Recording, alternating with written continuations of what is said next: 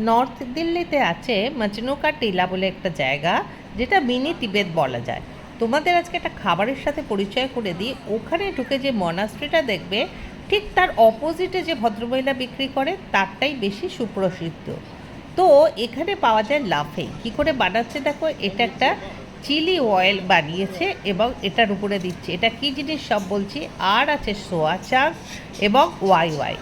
আর এবার ওদের সাথে কি কথোপকথন হলো দেখে নাও। आटा मिक्स मैदा आटा और हल्दी। मैदा आटा हल्दी जी और वो वाई वाई दिया है ना, जी सोया दिया।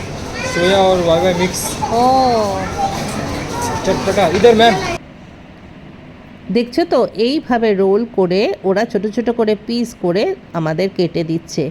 এটা একটা অদ্ভুত সুন্দর, টেস্টটা কিন্তু খুব সুন্দর। ये फ्राइड है या बॉइल्ड है?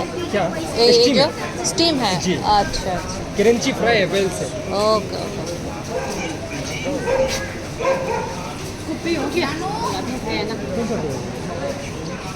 ये जो आपने मेरे थोड़ी আর দাম दिखा জানতে दिया চাও?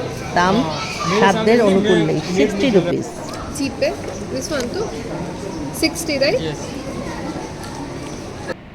যেমন খেতে সুস্বাদু, ভেতরটা কুড়কুড়ে, একটা অদ্ভুত সুন্দর স্বাদ, রসনা তৃপ্তি বলা যায়। আর একবার দেখে নাও, ঠিক মনাস্ট্রিটার অপোজিটে, অনেক জায়গায় পাওয়া যায়, মনাস্ট্রির অপোজিটে এই ভদ্রমহিলার কাছে খুব নাম, এটা দেখেই আমরা গিয়েছিলাম। এবার বানাচ্ছে স্যুপ। पहले सॉल्ट गया, या फिर नमक oh this is soup, so tasty.